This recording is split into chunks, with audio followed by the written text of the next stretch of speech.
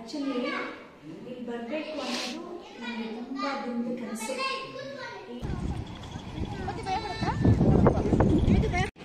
ತುಂಬ ಹೇಗಿದೆ ಬೆಳ್ತುರಿ? ಸೂಪರ್ ಆಗಿದೆ, ವೆರಿ ಡಿಫ್.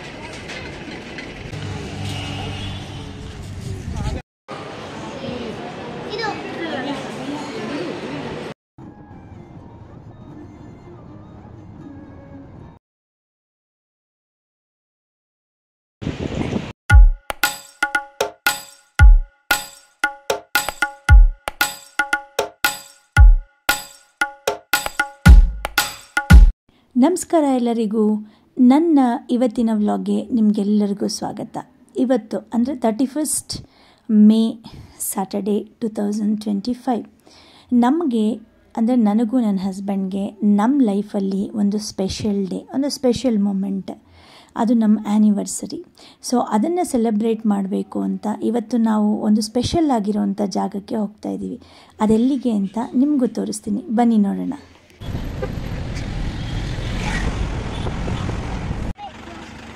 ಹುಷಾರು, ಕೈ ಇಟ್ಬಿಟ್ಯಾ? ಹುಷಾರಾಗಿ ಬಾ. ಇದು ಯಪ್ಪ,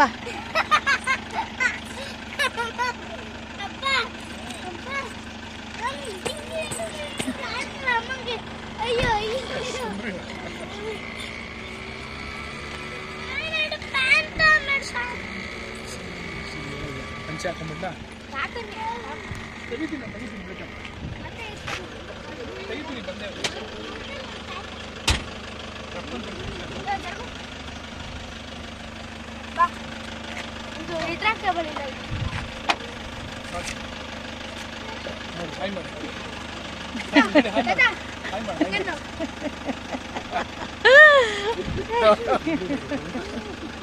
ಇಲ್ಲಿ ನಂಗೆ ಸೈಕಲ್ ಓಡಿಸ್ಕೊಂಡು ಕೊಪ್ಪಿಡ್ಬೇಕು ನೋಡು, ಒಂದು 60 ಬಿಡಲ್ಲ. ಇಲ್ಲೊಂದು ಮನೆ ತಗೊಳ್ಳೋಣ ಇರು. ಏನ್ಚರ ನೀನು ಸ್ಕೂಲ್ಗೆ ಹೋಗೋಷ್ಟೇ ಇರಲ್ಲ ಅವಾಗ. 24 hours ಲೀವೇ ನಿಂಗೆ, ಸ್ಕೂಲೇ ಇರಲ್ಲ ಅವಾಗ. ಖುಷಿಯಾಗಿದ್ಬಿಡ್ತೀಯಲ್ಲ ಶರಾ? ಖುಷಿಯಾಗಿದ್ಬಿಡ್ತೀಯಲ್ಲ? ಖುಷಿನಾ ಫುಲ್? ಅವಾಗ ಮಂತ್ರಗಳು ಕಲ್ತ್ಕೋಬೇಕು ನೀನು, ವೇದ ಮಂತ್ರ ಕಲ್ತ್ಕೊಂಡು ಇಲ್ಲೇ ರೆಡಿ ಆಗ್ತಾ ಇದೀಯ ಅಮ್ಮ. ಸರಿ, ನೀನು ಪಂಚೆ ಉಟ್ಕೋಕಂದ. ಬೇಡ, ಇಲ್ಲ. ಈಗಾಗಲೇ ಈ ಬೋರ್ಡ್ ನೋಡಿ ತುಂಬ ಜನಕ್ಕೆ ಗೊತ್ತಾಗಿರುತ್ತೆ ಇದು ಯಾವುದು ಜಾಗ ಅಂತ. ಇದು ಶಿವನ ಸಮುದ್ರ ಶಿಂಷಾ ಹತ್ರ ಇರೋವಂಥ ಪ್ರಸನ್ನ ಮೀನಾಕ್ಷಿ ಟೆಂಪಲ್ಲು. ಇಲ್ಲಿಗೆ ಬರೋದಂತೂ ನಂದು ತುಂಬ ದಿನದ ಕನಸು. ಅದು ಯಾಕೆ ಅಂತ ಗೊತ್ತಿಲ್ಲ, ತುಂಬ ದಿನದಿಂದ ಇಲ್ಲಿಗೆ ಬರಬೇಕು ಅಂತ ಅನ್ಕೋತಾ ಇದ್ದೀನಿ. ನನಗೆ ಗೊತ್ತಿರೋರ್ಗೂ ತುಂಬ ಜನಕ್ಕೆ ಇಲ್ಲಿ ಹೋಗಿ ಅಂತ ನಾನು ಅದೆಷ್ಟು ಸಲ ಹೇಳಿರ್ತೀನೋ ನನಗೆ ಗೊತ್ತಿಲ್ಲ. ಸೊ ಹಾಗಾಗಿ ನನಗೆ ವಿಸಿಟ್ ಮಾಡೋಕ್ಕಾಗಲಿಲ್ವ ಅಂತ ತುಂಬ ಕೊರಗಿತ್ತು. ಸೊ ಇವತ್ತು ಆ ದೇವರು ನಮ್ಮ ಮೇಲೆ ಕರುಣೆ ತೋರಿಸಿ ಅವ್ರ ಹತ್ರ ಕರೆಸ್ಕೊಂಡಿದ್ದಾರೆ. ನನಗೆ ತುಂಬಾ ಖುಷಿಯಾಯಿತು. ಸೊ ಈ ದೇವಸ್ಥಾನ ಸುಮಾರು ತುಂಬ ಪುರಾತನವಾದ ದೇವಸ್ಥಾನ. ಶಂಕರಾಚಾರ್ಯರು ಇಲ್ಲಿ ಶ್ರೀಚಕ್ರನ ಬರೆದು ದೇವಿ ಪ್ರಸನ್ನಳಾಗಿದ್ದಕ್ಕೆ ಪ್ರಸನ್ನ ಮೀನಾಕ್ಷಿ ಅನ್ನೋ ಒಂದು ಹೆಸರು ಬಂದಿದೆ. ಎಲ್ಲ ಕಡೆ ಶ್ರೀಚಕ್ರದ ಮೇಲೆ ದೇವರಿರ್ತಾರೆ ಅಥವಾ ಶ್ರೀಚಕ್ರ ನಮಗೆ ಕಾಣಿಸೋದಿಲ್ಲ, ಆದರೆ ಇಲ್ಲಿ ದೇವರ ನೋಟ ಆ ಶ್ರೀಚಕ್ರದ ಮೇಲೆ ಇರೋದ್ರಿಂದ ಪ್ರಸನ್ನ, ಅದನ್ನು ನೋಡಿ ಪ್ರಸನ್ನಳಾಗಿದ್ದಾಳೆ ಅಂತ ಪ್ರಸನ್ನ ಮೀನಾಕ್ಷಿ ಅಂತ ಹೆಸರು ಬಂದಿದೆ. ಇಲ್ಲಿ ಪ್ರಸನ್ನ ಮೀನಾಕ್ಷಿ ಮತ್ತು ಸೋಮೇಶ್ವರ ದೇವಸ್ಥಾನ ಎರಡೂ ಇದೆ. ಸೊ ಅದರ ಬಗ್ಗೆ ಹಿಸ್ಟ್ರಿ ಗೊತ್ತಾದಾಗಿಂದ ನನಗೆ ಇಲ್ಲಿ ವಿಸಿಟ್ ಮಾಡಬೇಕು ಅಂತ ತುಂಬ ಆಸೆ ಇತ್ತು. ಸೊ ಇವತ್ತು ನನಗೆ ಆ ಅದೃಷ್ಟ ಬಂತು. ಸೊ ಇಲ್ಲಿ ನಾವು ಹೋಗೋ ಟೈಮ್ಗೆ ಆ್ಯಕ್ಚುಲಿ ಟೆಂಪಲ್ ಕ್ಲೋಸ್ ಆಗಿತ್ತು, ಬಂದಿರಲಿಲ್ಲ ಇನ್ನೂ ಪೂಜೆ ಮಾಡೋರು. ಸೊ ಹಾಗಾಗಿ ಅಲ್ಲಿ ದೇವಸ್ಥಾನದ ಪ್ರಾಂಗಣ ಎಲ್ಲ ತುಂಬ ಚೆನ್ನಾಗಿದೆ, ಅಂದರೆ ಮನಸ್ಸಿಗೆ ಪ್ರಶಾಂತ ಅಂತ ಅನಿಸುತ್ತೆ. ಅದೇನೇ ನೋಡಿ ಸ್ಥಳ ಮಹಿಮೆ ಅಂತ ಹೇಳೋದು. ಅಲ್ಲಿ ಕಾಲಿಟ್ಟಿದ ತಕ್ಷಣ ನಮಗೊಂಥರ ಪಾಸಿಟಿವ್ ವೈಬ್ ಇರುತ್ತೆ.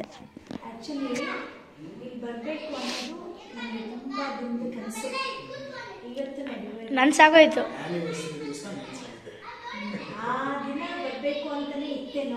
ವಸ್ತ್ರಂ ಕರಕಲಿತ ಸದಂ ಹೇಮ ಪದ್ಮಂ ವರಾಂಗಿ ಸರ್ವಾಲಂಕಾರಯುಕ್ತಂ ಸತತಮಭಯದಂ ಭಕ್ತನಾಮಪ್ರಭಂ ಭವಾನಿ ಶ್ರೀ ವಿದ್ಯಾಂ ಶಾಂತಮೂರ್ತಿಂ ಸಕಲಸುರನುತಂ ಸರ್ವಸಂಪತ್ಪ್ರದಾತೀತಂ ಸರ್ವಲೇಪನಾವಳಿ ಕಚುಂಬಿ कस्तूरिकां समन्दहासिते क्षणं सचरचापापाशाङ्कुशम् आशेषजनमोहिनी मरुणामाल्याभूषाम्बरं जपा कुसुमभासुरं जपविदौ स्मरेदाम्बिकम् ಶ್ರೀಮಾತಾ ಶ್ರೀ ಮಹಾರಾಜ್ಞಿ ಶ್ರೀಮತ್ಸಿಂಹಾಸನೇಶ್ವರಿ.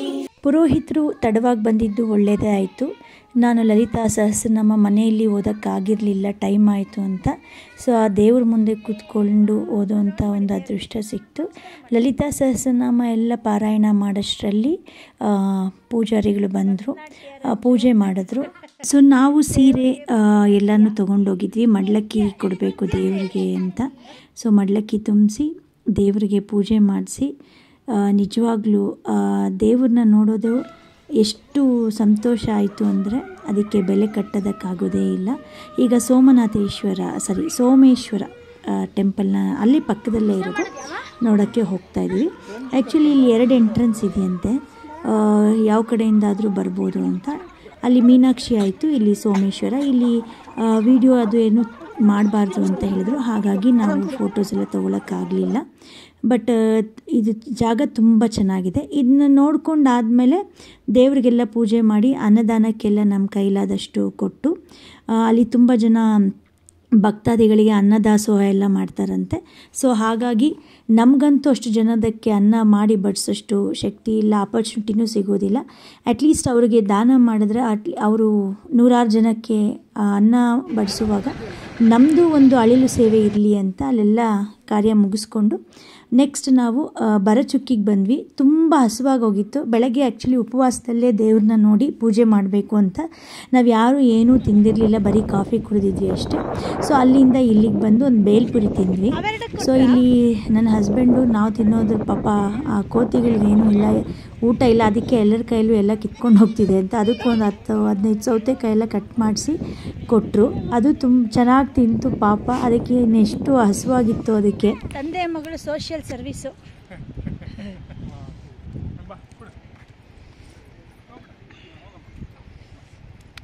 ವಾವ್ ರಂಜಿ, ನೋಡಿದ್ರ ನೀನು ಅಣ್ತಮ್ಮಂದ್ರು ಅಕ್ತಂಗಿರನೆಲ್ಲ. ರಂಜಾ, ಅಣ್ತಮ್ಮಂದ್ರು ಅಕ್ತಂಗಿರು ನಮ್ಮ ವಂಶಸ್ಥರೆಲ್ಲ ಹಾಯ್ ಹೇಳು. ಬರೋ ನೀನು ವಂಶಸ್ಥರಿಗೆಲ್ಲ ಹಾಯ್ ಹೇಳು. ಅಲ್ಲಿ ನೋಡಲಿ ತಾತನಿಗೆ ಹೇಳಿದ್ಯಾ, ತಾತ ಪೂರ್ವಜರನ್ನ ಮಾತಾಡ್ಸಿದ್ಯಾ ಅಂತ. ನಮ್ಮ ಫ್ಯಾಮಿಲಿ ಎಲ್ಲ ಶಾಪಿಂಗು.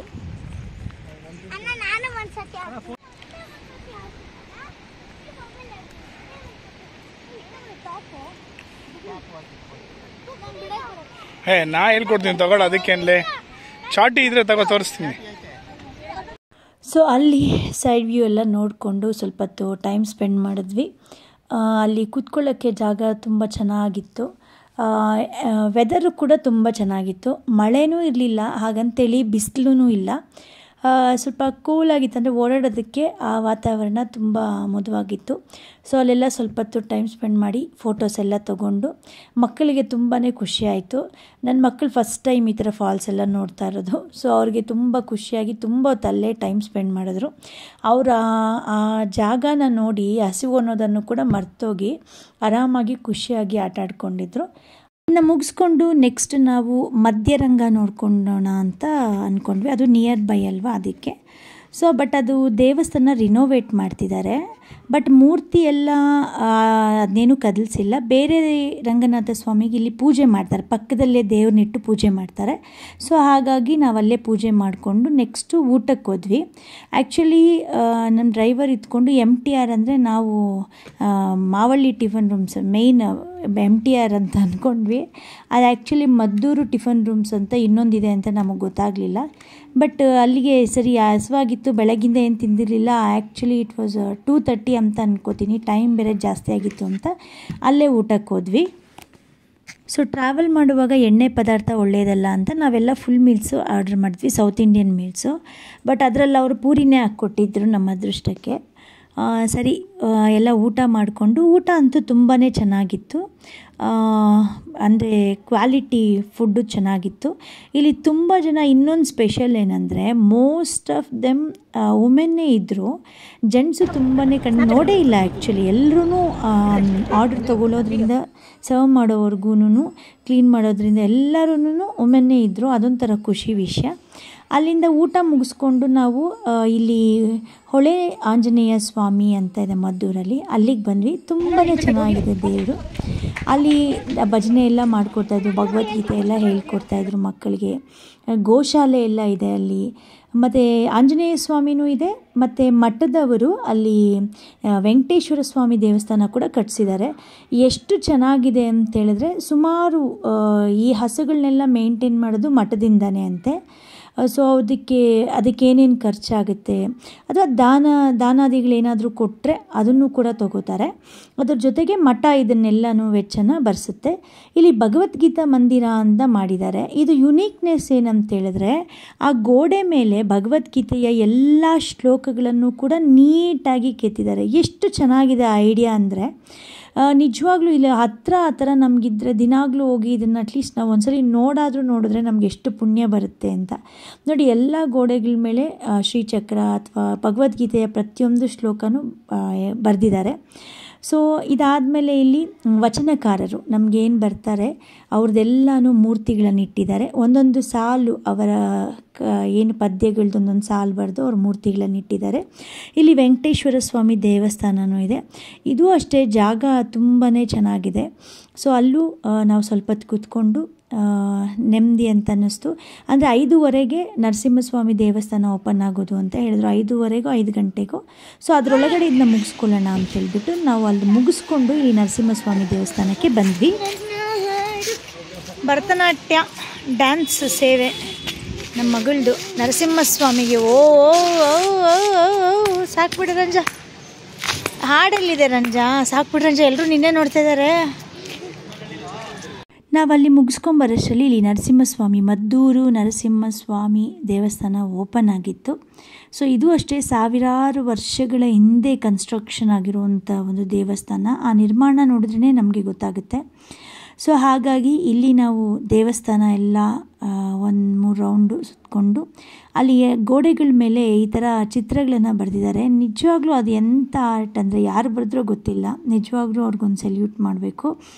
ಅಷ್ಟು ಚೆನ್ನಾಗಿ ಆ ಚಿತ್ರಗಳನ್ನು ಬಿಡಿಸಿದ್ದಾರೆ. ಆ ಶಿಲ್ಪಕಲೆಗಳನ್ನು ಕೆತ್ತಿರೋರ್ಗೂ ಅಷ್ಟೇ ಎಷ್ಟು ಚೆನ್ನಾಗಿ ಬರೆದಿದ್ದಾರೆ. ನಾವೊಂದು ಚಿಕ್ಕ ಡ್ರಾಯಿಂಗ್ ಮಾಡೋದಕ್ಕೆ ಒದ್ದಾಡ್ತೀವಿ, ಅಂಥದ್ದು ಆ ಗೋಡೆ ಮೇಲೆ ಅಷ್ಟು ನೀಟಾಗಿ ಒಂದಿಷ್ಟು ನಾಜೂಕಾಗಿ ಬರೆದಿದ್ದಾರೆ ಅಂದರೆ ಅವ್ರಿಗೆ ನಿಜವಾಗ್ಲೂ ಒಂದು ಸೆಲ್ಯೂಟ್ ಮಾಡಬೇಕು. ಇದು ದೇವ್ರನ್ನ ಹತ್ತಿರದಿಂದ ಫೋಟೋ ತೊಗೊಳ್ಳೋದಕ್ಕೆ ಬಿಟ್ಟರು.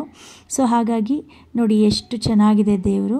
ಅದು ದೇವರಲ್ಲಿ ಪೂಜೆ ಮುಗಿಸ್ಕೊಂಡು ನಾವಿಲ್ಲಿ ನಮ್ಮ ಮನೆ ದೇವರಾಗಿರುವಂಥ ಕಂಚಿ ವರದರಾಜ ಸ್ವಾಮಿ ದೇವಸ್ಥಾನಕ್ಕೆ ಹೋಗಿದ್ವಿ. ಅದು ಅಷ್ಟೇ ತುಂಬ ಚೆನ್ನಾಗಿದೆ. ಏಕಶಿಲೆ ವಿಗ್ರಹ, ಆ್ಯಕ್ಚುಲಿ 16 ಅಡಿ ಎತ್ತರದಲ್ಲಿದೆ ಅದು. ನಿಜವಾಗ್ಲೂ ನೋಡೋದಕ್ಕಂತೂ ತುಂಬಾ ಚೆನ್ನಾಗಿದೆ. ಸೊ ಹೀಗಿತ್ತು. ಇಲ್ಲೆಲ್ಲ ದೇವರ ದರ್ಶನ ಎಲ್ಲ ಮುಗಿಸ್ಕೊಂಡು ನಾವು ಮನೆ ಕಡೆಗೆ ವಾಪಸ್ ಆಗ್ತಾ ಇದ್ದೀವಿ.